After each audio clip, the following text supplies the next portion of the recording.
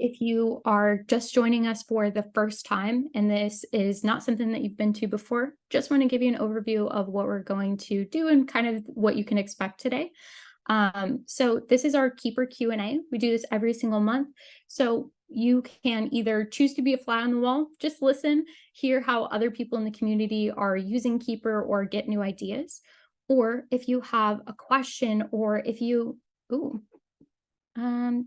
Taylor, let me know. We did a little bit of a sound check before, so let me know if you still can't hear me. Play around with your audio for a second.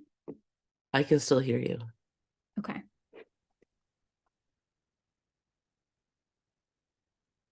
Okay, beautiful. Yeah, Taylor, you might play around with your audio just to make sure everything's coming through. Feel free to be a fly on the wall if you're just here to listen, kind of understand Keeper a little bit more, learn about it. If there's a specific feature that you're curious about, or how the workflow looks in Keeper, or there's something specific as you're getting set up that you want to troubleshoot, let me know and we'll kind of fold that into our conversation today. We do have a couple of questions that were submitted from people that weren't able to join us. So I'll start off and kind of kick off with that just to get us and get the ball rolling as people are still joining. But if you have a question, feel free to pop a little Q in the chat just so we make sure we don't miss anybody. And then we'll keep this open until about 3. If we have any last minute questions, we're not going to cut you off, but that's kind of what to expect for this meeting today. Okay. So with that being said, one other quick announcement, we're going to do a 1099 workshop that's a little bit more in depth on the 1099 process in Keeper beginning of December. I'll send out some more information about that when I send out the recording and everything like that. So we're happy to answer any questions here if they're kind of high level, but just know that there's going to be a more in-depth training there. So just know that going in as well. Alrighty, with that, we'll go ahead and kick it off. So one of our questions that we heard talked about quite a bit, both in the Facebook group and was sent to us, was how to manage kind of client info as far as like what properties and notes do you keep on your clients? And then what does that intake look like, right? For your onboarding, we can add onboarding questions into our onboarding template, but how do you keep it from being overwhelming, right? What does that actually look like on the client side? Because we do need a good amount of information, but we don't want somebody to log into the portal for the first time and then see 10,000 questions and immediately like have a red flag up or feel a lot of resistance. So I want to go ahead and start by showing you what we typically do for onboarding, just how we break it up, and show you an intake form that we've created to help kind of smooth over the onboarding process so you have less in Keeper. So let me go ahead and share my screen.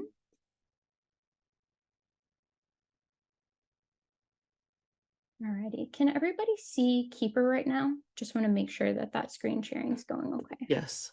Yep. Beautiful. You're good. Awesome. Thank you. So in Keeper, you can set up any of the tasks that you need to. This is a project template. So this is going to drop into the non-closing section up at the top. So we have lots of flexibility on anything that's recurring or any questions that or any tasks that we're going to need to do that are kind of one-off, right? You're going to do them during onboarding, but then we're probably not going to need these to recur. But these will drop into the non-closing section, so we can set up any tasks that we want to here. And you can set up non-transaction questions that as soon as you add this template to your client, a new client that's onboarding, these will drop into the portal. So these are a really good way if you need to get any information on like their last bank statements so that you can work on getting them caught up or anything like that. I think that that's a great use, even giving instructions on how to add you as an accountant. Those can be really great non-transaction questions. Happen for most of our onboarding or most of the clients that we're going to be onboarding. But there's also questions that we typically have around understanding who's going to be the contact on the account and best way to contact them and business address or what entity they are. So if we haven't gathered that earlier in the process, one thing that we like to do in our welcome email is send over the contract, send over the invoice, and send over a quick onboarding form. This will be kind of your intake form, but this can help you gather some of that information that you'll need in order to actually add them as a client inside of Keeper. So in Keeper, when you add them as a client, you'll need to know some of this information, whether they want text reminders. And then this way, when you add them, you have all of that information. Plus, it gives your client a step to complete to get you one step closer before you send over that Keeper invite and get them into the portal and some of those pieces. So that's how we've typically broken up. Is this intake form is on like it as part of our kind of finishing out the sales cycle before they get added into Keeper. And then whenever this is submitted, that's kind of our kickoff and our action step for when we would add them to Keeper. So we have all that information. This also leaves less questions in the client portal. So they won't have to fill out their address, their entity type. You can also add things. I've seen some people that do the primary contacts birthday. If you do any like gifts or anything like that, you can customize this as much or as little as you want. The only caveat that I would say is make sure that whatever form platform that you're using is secure, or that you don't ask sensitive information on this form. So if I'm asking for EIN and I need that as part of my onboarding to get the account set up, regardless of whether you're doing this in your CRM or Jotform or Google Forms or anything like that, it's probably not the best place to ask for that sensitive information, because you're just opening up some security issues and putting yourself a little bit more at risk there. So I think an onboarding intake form can be really helpful to get the ball rolling, grab some of that initial information. And then once you're completed with that, then you can kind of kick things over to Keeper to start gathering some more of that information on, okay, now we need to grab documents or anything like that. So want to make sure, does that make sense to everybody? Is there any questions around what we do here or anything as far as like the onboarding process goes? I know that can be a little bit tricky for everybody.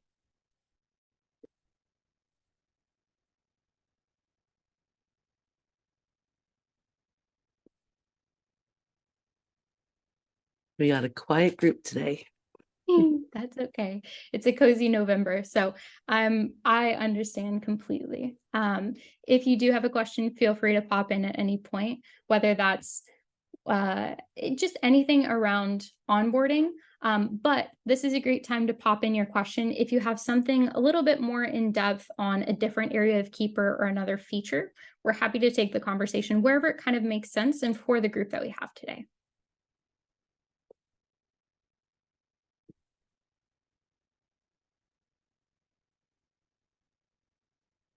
Rachel's asked the question, do you do onboarding in phases to minimize the questions they have to answer at one time?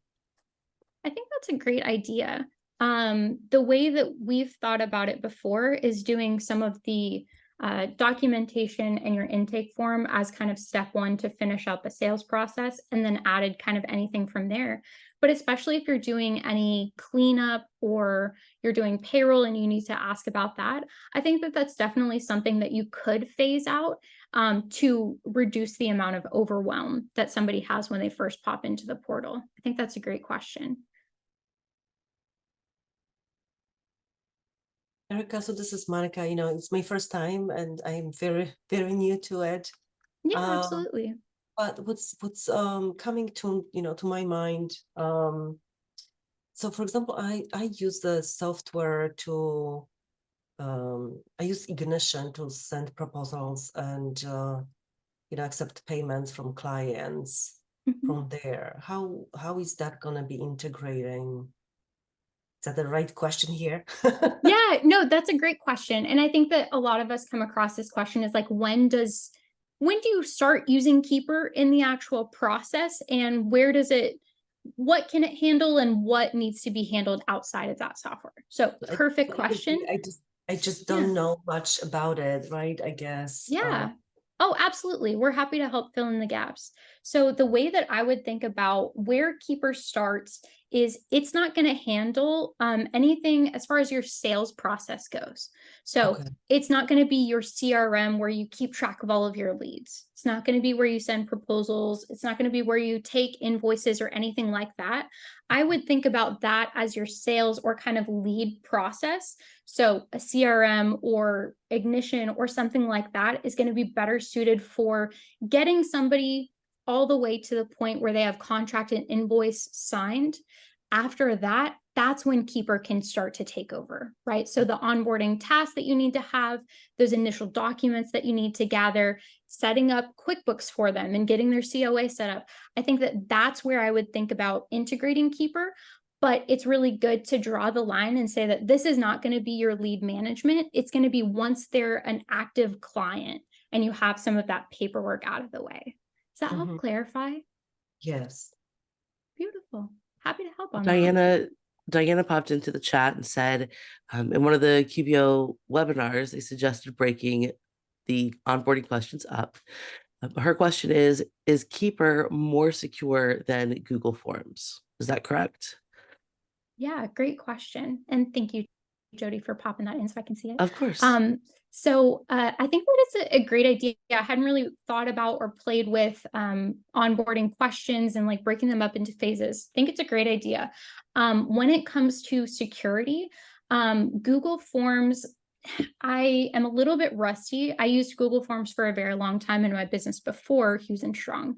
One of the things to look out for is I think that there may be some levels. So you may be able to get like a premier or a business account or something like that that tends to be a little bit more secure. But from my last research, Google Forms is not the most secure if you're looking at actual financial accounting tax information. That's something that you're going to need a higher level of security. So looking at a secure portal like Keeper or TaxDome or something like that that has built-in like accountant level security is something that you really want to look into just to make sure that you're not accidentally putting that person's like financial data at risk, if that makes sense. Great question though. For anybody that's using Keeper right now, I would love to know, do you guys break up onboarding or do you ask more questions once you get kind of the cleanup and setup started, and now that you're doing the close, you add in some questions? What does that look like for anybody who is using Keeper?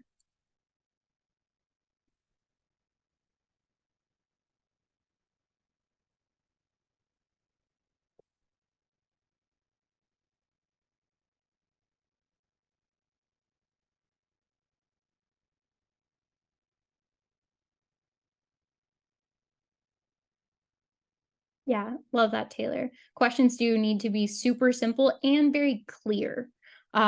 So I think being really clear about what you're asking, or making sure to give them instructions on what they need to do once that's done. Like, do they comment done so that you have some visibility on it and don't continually get reminders on something that's already completed, and those sorts of things. So yeah, simple questions, making sure that they're really easy and don't take a ton of time to answer. I think great suggestions. Thanks, Taylor. And I have just a to add on to question. that real quick, I think that's a good rule of thumb, when you're looking at any questions in the portal, whether that's transaction or non-transaction questions, at any point in your journey with your client. The simpler it is, the more likely they are to respond for you. Yeah, good idea. Go ahead, Rachel, Rochelle. did you have something to share? Or Rochelle, sorry. Yeah, well, I had just started using Keeper for onboarding, so so far it's fabulous. But I didn't find that I could attach a document. So like payroll setup, attaching a blank I-9 or a blank W-4 form to the question. Am I missing that capability, or is that not possible in Keeper? Ooh, that's a great question. Let me do a little bit I of believe, Jody, Erica, I'm going to let you get the demo up just so you can show. When you are inside a template, you're not going to be able to do any attachments. Once you have the template inside of a client account, you should be able to go to the questions area and add attachments. Erica, let me Yes, know if you and need that to is get, what I if you want did. me to share. Okay. Yeah, with So you we're just we're can't do it limited in with the the templates. templates. Yeah. And Okay. that goes for your tasks too, not just the questions. In tasks, you're not able to add those attachments yet either. I do know that there should be a canny out there for that. We've requested it before to have that capability of adding attachments within a template. Okay. So I just will for any, upload that. yeah, Yeah. I'll send that in my follow-up just so it's visible and everybody here can see it. And you can kind of go upvote it and kind of put it to the top of the list. Just for anybody who's unfamiliar with, okay, I know that it's not possible from a template, but how would I go in and add? So I want to give you a quick overview on that. So here's inside of a client to get you acclimated on where we're at. Then in client communication, we can go into our non-transaction questions. So that's not associated with a specific transaction in QBO or Xero, right? And this is where we can ask for bank statements. Hey, can you reconnect to QBO? That's where that's these type of questions. And on any of these questions, we can go in and add files directly from here, either drag and drop or clicking the upload from here.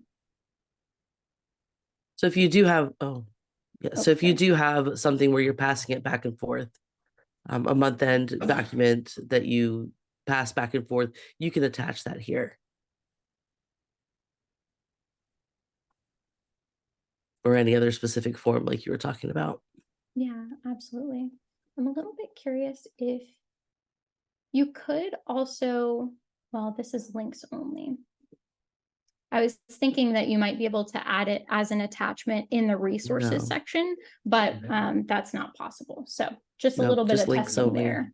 Yeah. So Yeah. links in the resources, if there's a sheet or something like that you're going to have to bounce back and forth and add info to, but it does look like the best way to provide some visibility or share that document that you were talking about is adding it to the question. But yeah, that would have to be done after you apply the template.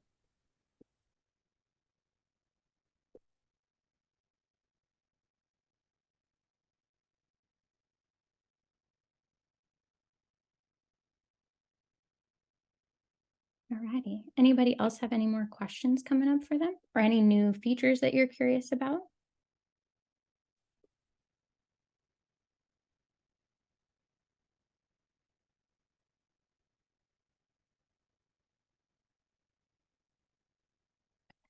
Then we'll go ahead and roll on a couple other questions that were sent to us just so that you can kind of continue to learn as we're going along. So let's go ahead and do one more in here. And then I did see a couple pop up in the chat. So I'll get to that one right next. We did just answer a question about, can you embed an attachment or something like that in the resources section of your client communication or of your client portal. If you needed to attach a form or something like that, you can add that as a link, right? So we did cover that one tangentially. And then we did have a question about when it comes to the static vendor links. So this is a little bit on the 1099 W9 side of things. Would they suggest putting a firm-wide link in the announcements or in the resources tab? So let's get acclimated with what we're even talking about here. Let me go ahead and share my screen.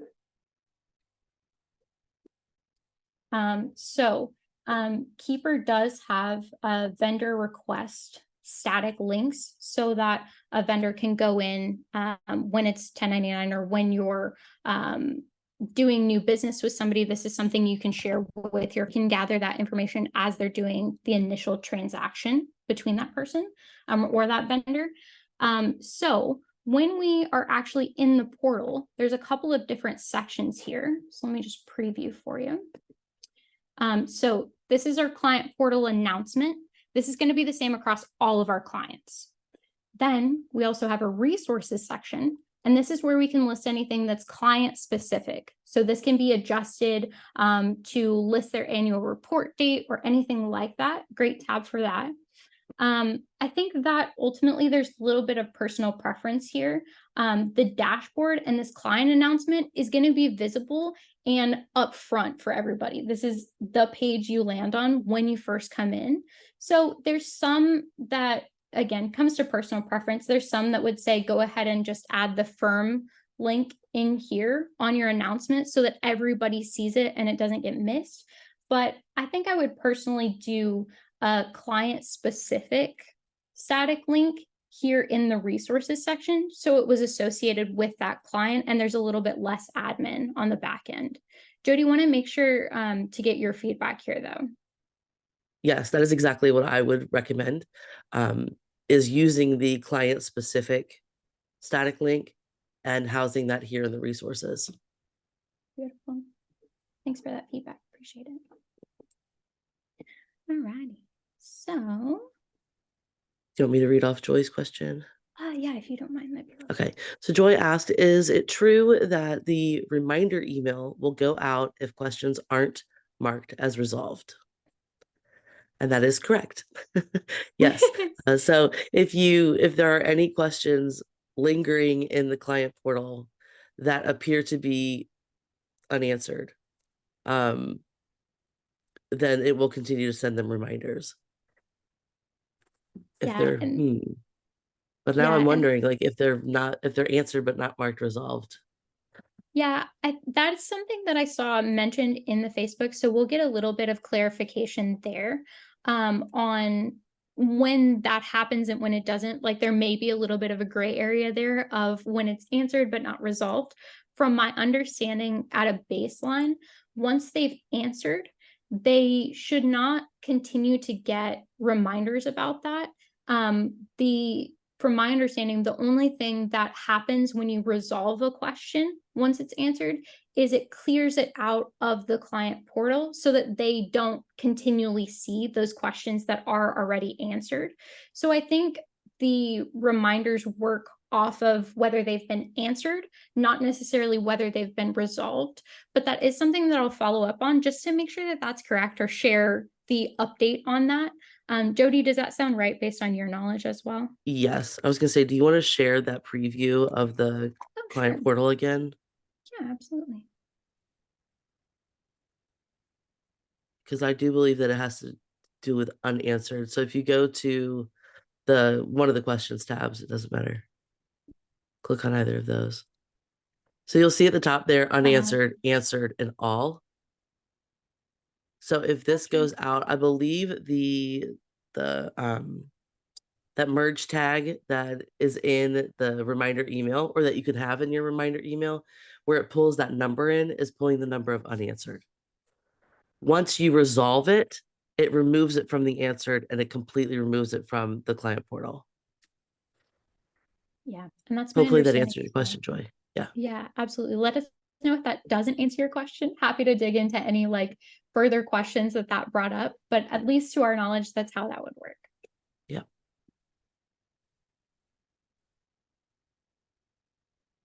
Beautiful. Happy to help on that front. Taylor had asked about any ideas on how to make the best use of the new file features. Ooh, great question. So just for context for anybody who's new, they just did or are in the process of doing a pretty big, massive overhaul.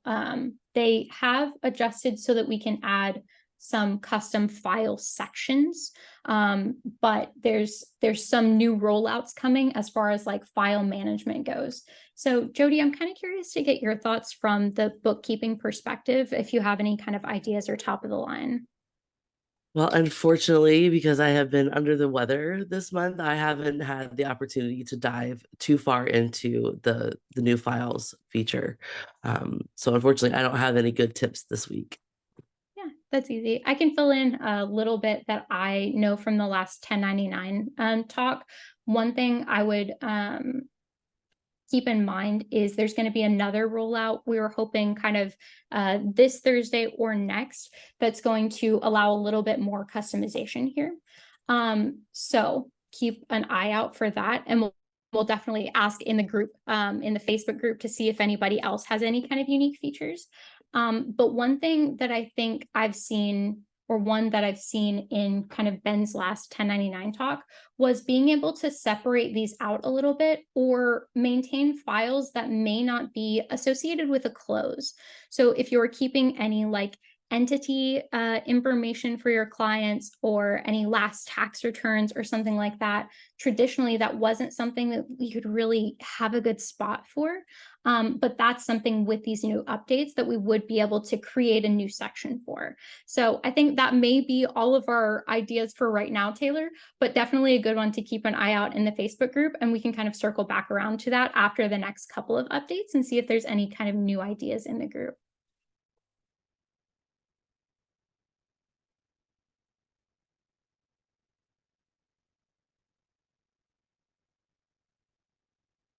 So with that being said, I know that we have some people that are a little bit newer to Keeper.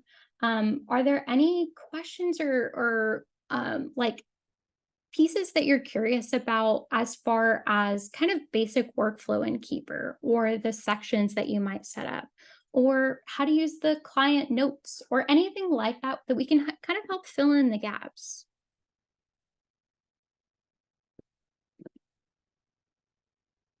While you're thinking of your questions, if any come up for you guys, Erica, I will say that we did have a recent question in another group about where do I even start?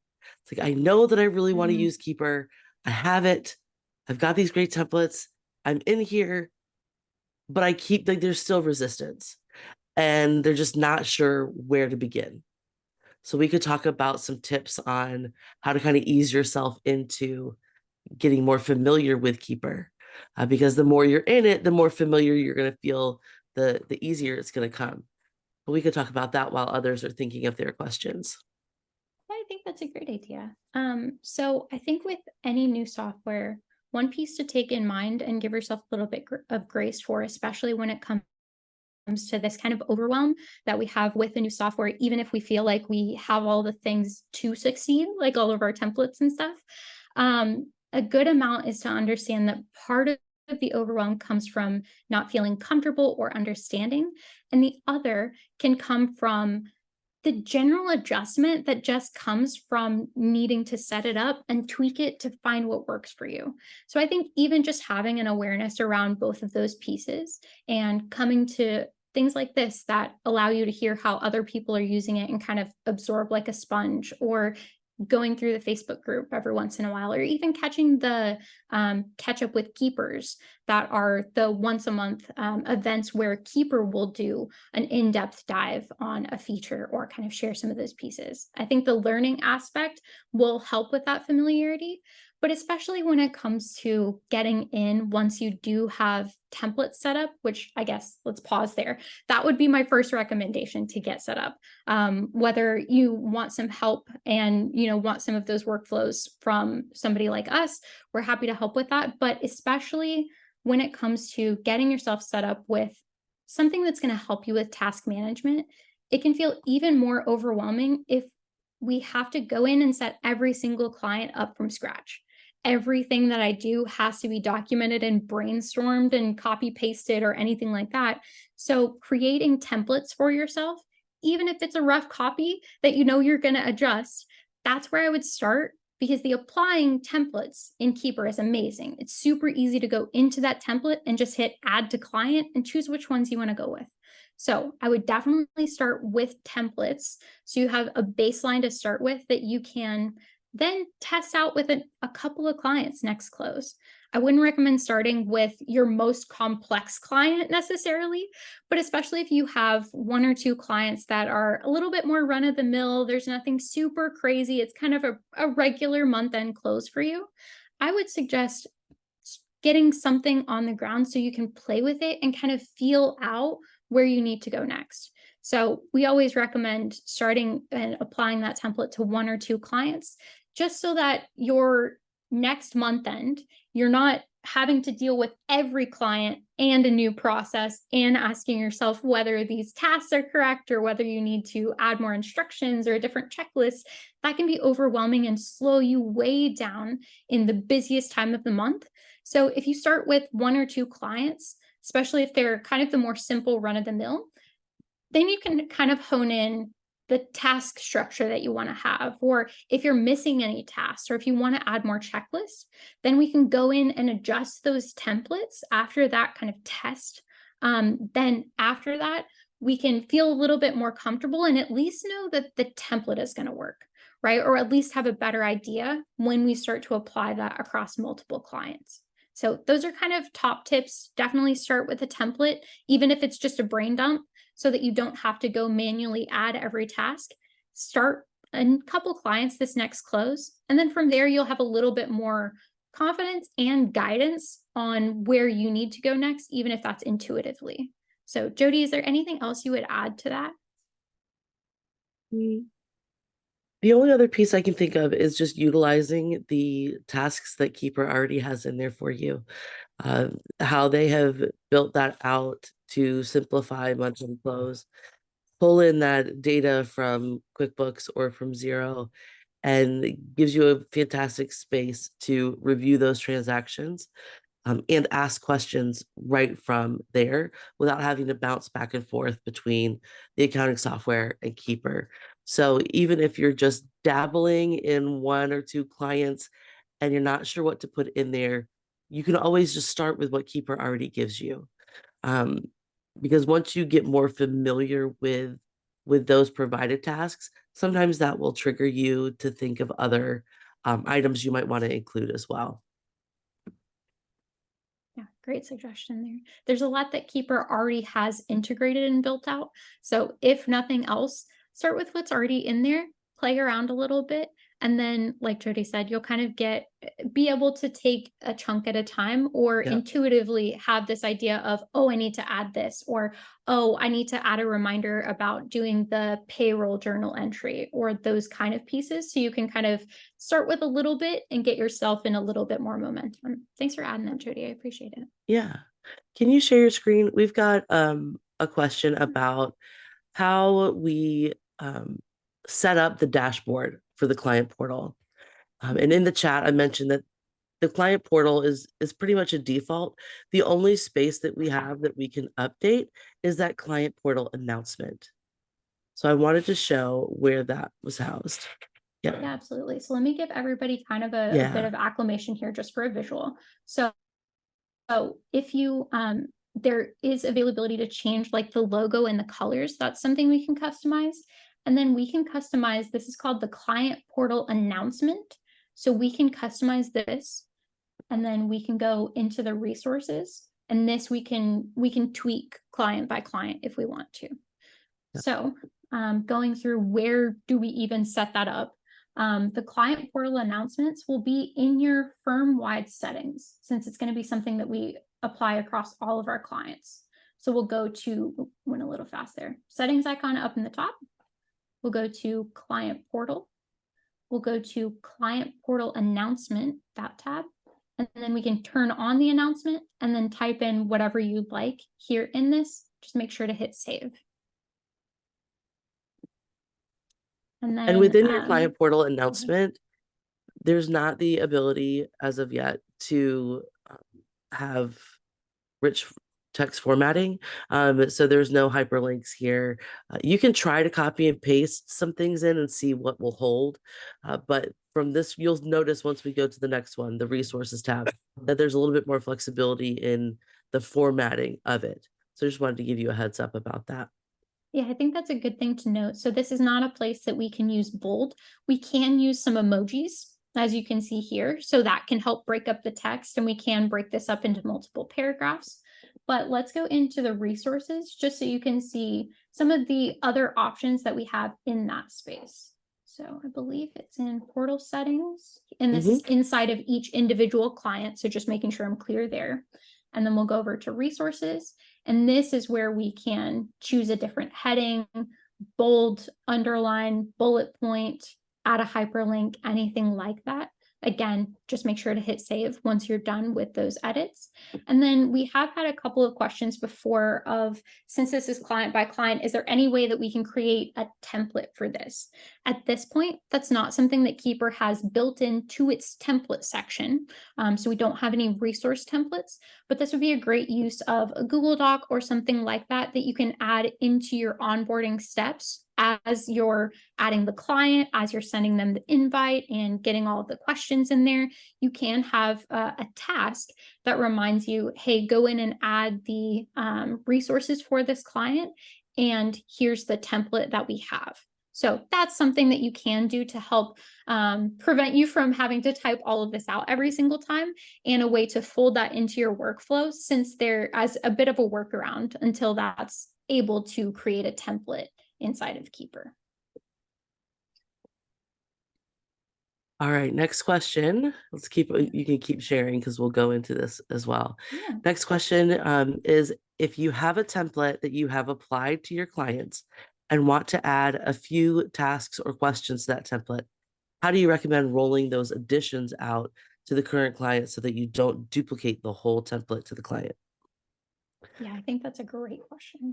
Yeah, we've done a lot of testing on this. And as Keeper continues to improve, some of this will also continue to improve. But right now, when it comes to your project templates, if you put those in to one client multiple times, it will duplicate everything. Your close template. So Eric, I don't know if you want to show the difference again between the project and the closed templates. The closed template will not duplicate. So our project templates are, like I mentioned, what's going to drop into the non-closing section. So these will overlap and create duplicates. The closed template is where we'll have the ability to add into different sections outside of the non-closing section, right? So this is where we can add checklists to any of the reports that come within Keeper. We can add into different sections down here as well. So just to kind of recap, Jody, you mentioned that the closed template won't duplicate, it won't add an extra task, but the project template, if you overlap it, will. Is that correct? Yes, that is correct. And with your project template, so your project templates are the only ones that you can put questions into. So those non-transaction questions that'll go to the portal, you can only do that from projects right now. And what I would recommend is, if you know that, okay, I have a few updates and I don't want to apply the same template to everybody again, because you want to avoid that duplication, I would create a new one. Even if it was just temporarily to toss those new questions into that client, I would create a new project template for those specific items that you're adding on. And then what I probably would do is, once I've added that in, I might delete that and just have my primary template updated. So the next time I go to apply it to a client, a new client, it'll all drop in at the same time. Yeah, I think that's a great idea, especially when we're trying to limit the amount, like I do, especially if we get into some of the more in-depth templates, right? That you have multiple tasks. You may not want all of these dropped in again, but creating a bit of a workaround template, or something to add to and easier roll out, might be, like Jody mentioned, creating a copy that only has those couple of tasks. And then definitely make sure that your master template is updated so that the next client that you onboard has the full questions that you want. But that can be an easy workaround to prevent that, like, duplication or anything like that. Absolutely. Great question. I know that And while applying we're templates here, overlapping can get kind of tricky. yes. And while we're here, let's pop back over to the closed templates. Yeah. From here, what will update and what won't? Like, what will overwrite? Like I said, we did a bunch of testing recently, so we'll put that together and add it to our follow-up email for you. But the biggest piece I want to mention is that when you're applying the closed template, or if you're updating it and reapplying it to your client, what Keeper is looking for is that primary task name. So Erica, do you want to just, that primary task name there. If that is changed either on the template or at the client level, then you will see two tasks, because it's looking for that very specific client or review client communication. So if you make any changes to that task name there, that's what it's looking for. So a really good example for this is if you add the template to a client but for that specific client, there's something extra that you need to do for them, and you don't want that to ever get overwritten. What you can do is add a little dash and update that task name so that next time when you do updates, it won't get overwritten. I might be getting too much in the weeds here, but Yeah, let me give you a quick example. Yeah, So there's thank you. the templates are a great way for the things that are going to be routine. They're going to be very similar client to client. As everybody knows, there's going to be changes that this is client specific. This is something that's a little bit different for this client. So if we ever need to reapply that closed template, if we've adjusted and added new sections at the bottom or improved our month-end review or, you know, something like that, that forces us to reapply the closed template, then we don't want those client-specific pieces getting lost in the weeds, right? Or completely getting wiped. So example here is if you've gone in and you've added like how to categorize some of these transactions that are really common for this client, then what I might do is either do a dash or, and again, formatting, personal preference, totally up to you.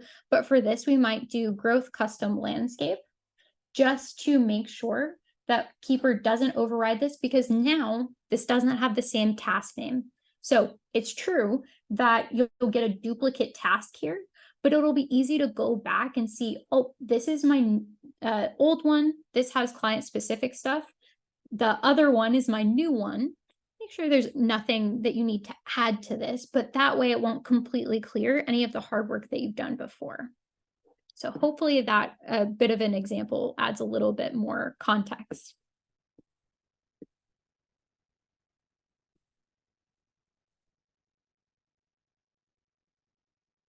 Thanks.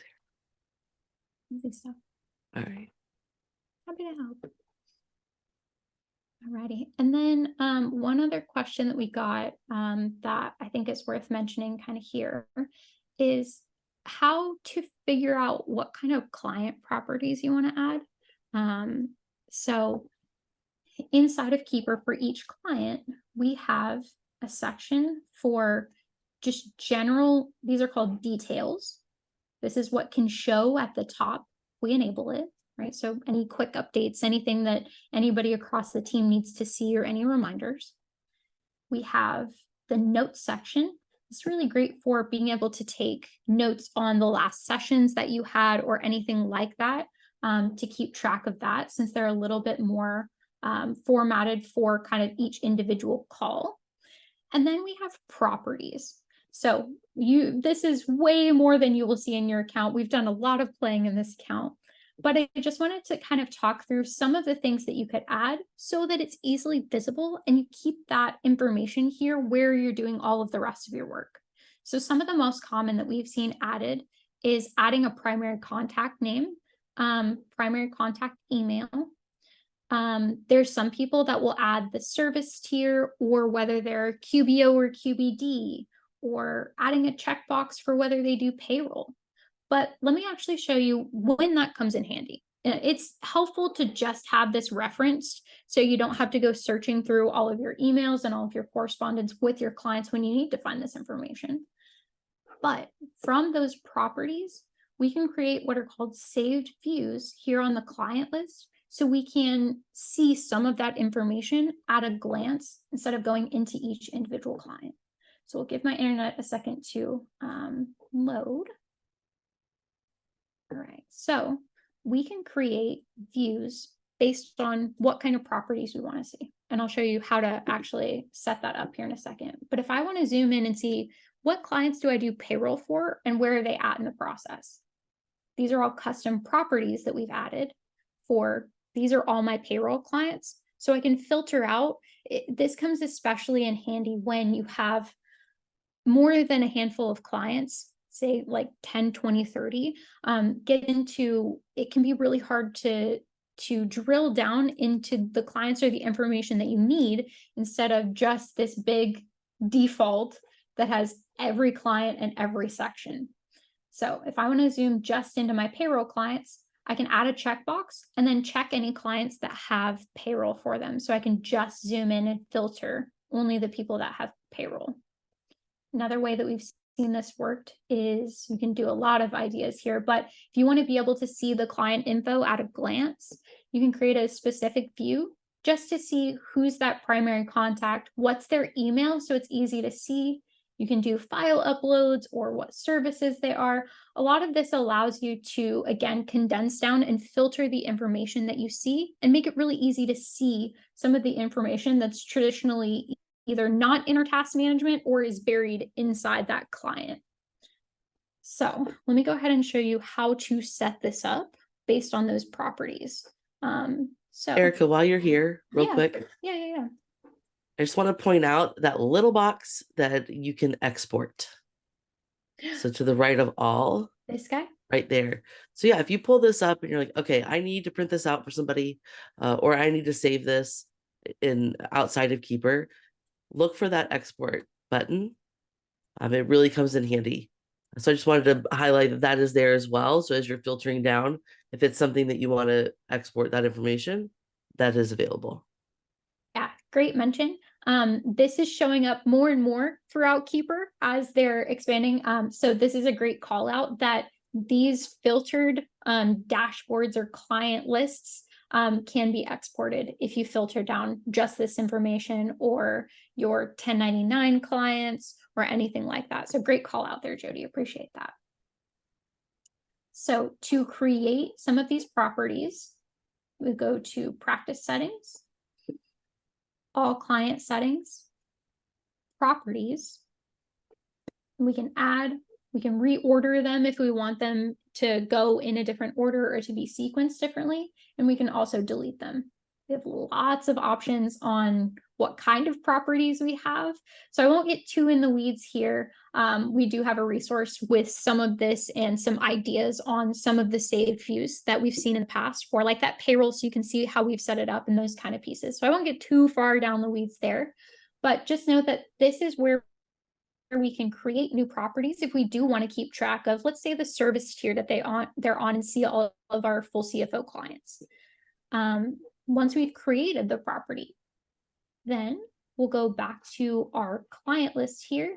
And this little table icon allows us to show and hide columns. Now this won't delete them. The only way we can delete them is go back into settings. So you're not going to delete anything if it's not checked, but this will allow you to play with what's visible. So if I wanted to go in and add some of these properties, you can kind of see behind the scenes that these are being added so that we can see them. Whenever you're done, you can hit close. And once you've gotten the list that you want to see for that view, and then anytime we make any changes or anytime we filter anything here to only see, let's do an example of only the clients that have filed this year. Great example. So now we used a filter. We can save that view. And if I'm updating something that I've already created, let's say for that payroll, I decide that I want to add what payroll software they're doing it in. So I want to see Gusto, ADP, QBO. So I can kind of make sure that I have a mental note of that.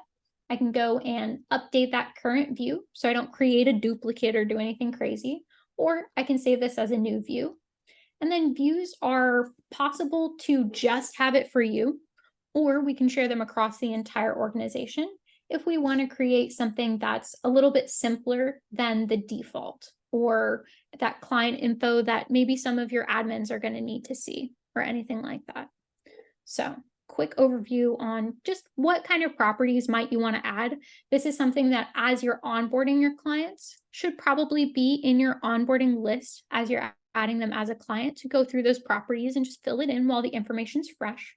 But then once we do that, we can create saved views that show bits and pieces of that information so we can play with this quite a bit. Hope that didn't get too technical or I didn't lose anybody. But let me know if there's other questions that come up around that. Or if there's any other questions as we're starting to kind of near the end. I want to make sure that everybody had a chance.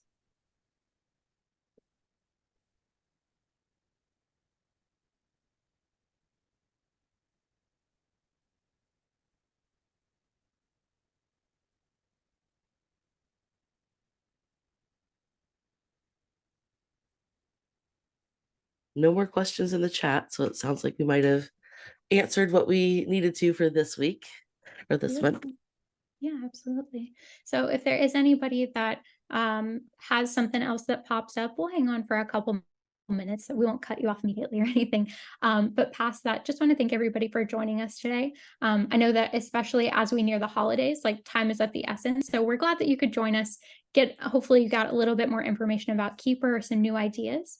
Feel free to stick around and ask any last minute questions if there's something that comes to mind right before you log off. Or you can email us or join our next webinar or our next Keeper Q&A